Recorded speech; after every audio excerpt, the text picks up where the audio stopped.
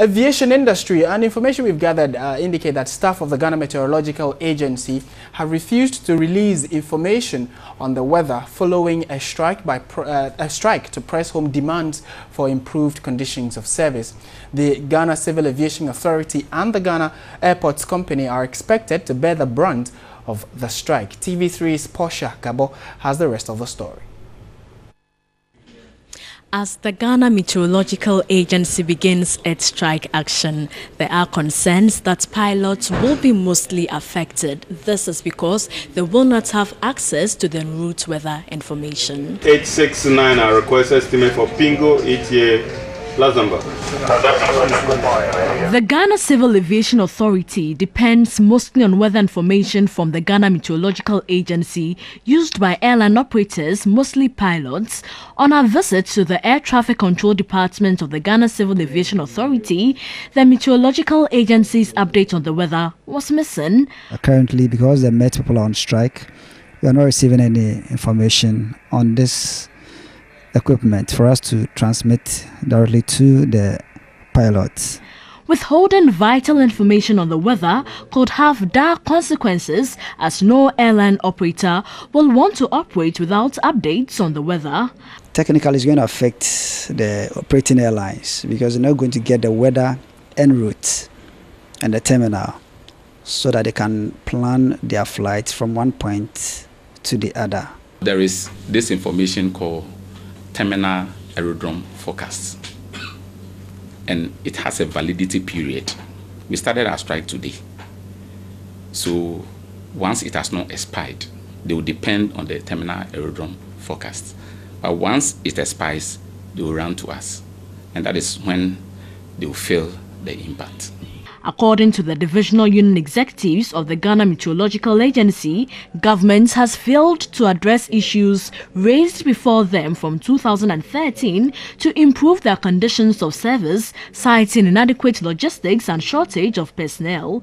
The agency says their most pressing issue has to do with the amendment of the GMET Act 682. Because we do not have a dedicated source of funding in the Act, management saw the need to put in a proposal for the amendment of Act 682 of 2004.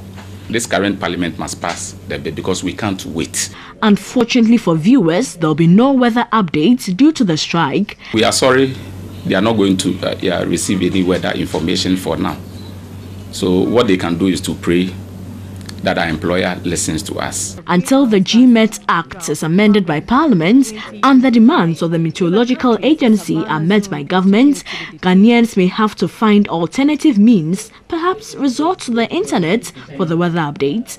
Portia Gabo, TV3.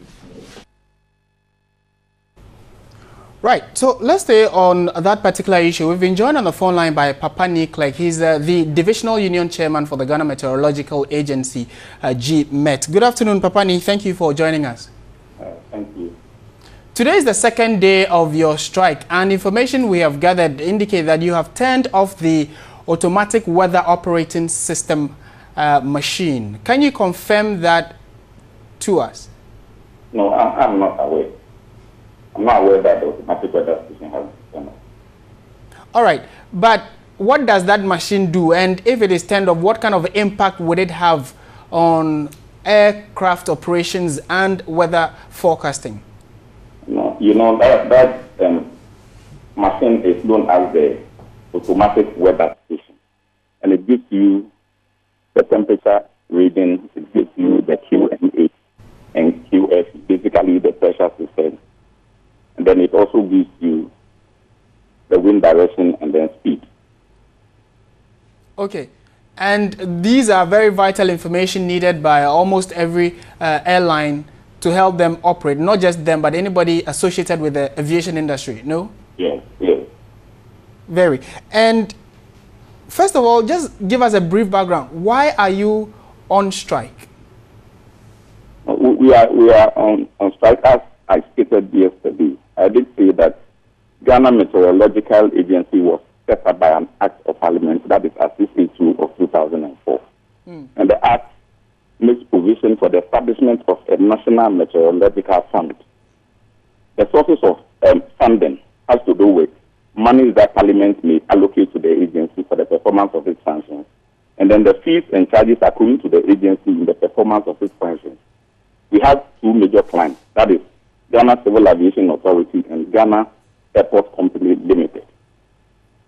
We have a problem with this act because it does not spell out our clients, the clients that are supposed to pay and how much they should pay.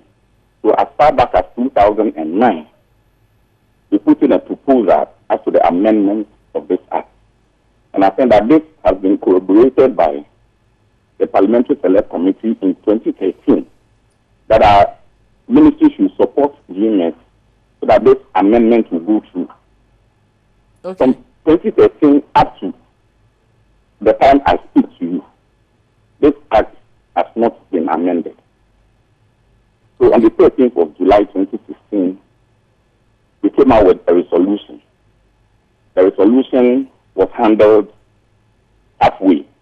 Right. And then on the 3rd of August 2016, we came out with another resolution to the ministry. We had a meeting with the Deputy Minister of Communication who assured that... Papani, from what you are saying, deducing that you've put in quite some effort to get the relevant agencies to take action on amending the GMET Act, which you talked about. But since yesterday and today the strike is continuing, have you heard from any of these bodies? No, we have not. We have not. And when we have not heard from our ministry. Okay, and as it stands now, what are you just going to continue the strike until they come in, or you're going to, consider the fact that aircrafts or airlines will be affected and Ghana's aviation industry will be affected, so you would reconsider while maybe you put your proposal to the National Labour Commission or the Civil Aviation Authority? No, we are waiting for our ministry to intervene. We want to be called to the negotiation table, and once that is done, we know there will be a roadmap as to when this act will be amended, and then we can back down. But for now, if nothing is done, we will intensify. That's right. The strike action. Yeah. Thank you. Thank you very much, Papani Clegg, for your time. He is the chairman for the Divisional Union Chairman for the Ghana Meteorological Agency, GMET, and they declared a strike yesterday. Today is the second day of the strike. And basically, they are asking for an amendment of the GMET Act, which, according to him, since 2009, 2013, nothing concrete has been done on it. Information we are picking is that they are not giving out weather information, and that has adverse effect on airlines or aircrafts that would have to fly into Ghana or out of Ghana, both domestic and international flights. So this is quite a serious issue, and we're working the lines also to see if we can get the Ghana Civil Aviation Authority officials there, and then maybe the Ministry of Employment and Labor, to see what they can do about this threat or this strike, which is currently ongoing. And you can also let us know what your thoughts are whilst we work the lines to speak to at least a weather expert to let us know that how much really of an essence is not getting weather information. What kind of impact would it have on the operations of aircraft? We've been joined on the line by Zaid Hesse. He is Air Traffic Controller with the Ghana Civil Aviation Authority. Zaid, good afternoon. Thank you for joining us. Yeah, good afternoon. As it stands now, have you started feeling or having feeling the effect of the strike by the civil aviation workers? Well, I'll say to some extent. Let's say yes, to some extent, if you want to. I would liken it to the situation where you want to talk to a large audience with a microphone. You need to talk to them with a microphone. Hello? Unfortunately, we seem to have lost Zaid Hesse. He is with the air traffic control of the Ghana Civil Aviation Authority. And we wanted to pick his thoughts on what kind of impact the strike is having on air traffic activity at the Kotoka International Airport specifically, because that is where most of the international airlines or aircrafts come into the country. Zaid has joined us on the line again. Zaid, good afternoon again. Yeah, good afternoon. Yes, you were trying to give us an idea of what kind of impact the strike is having on your activities.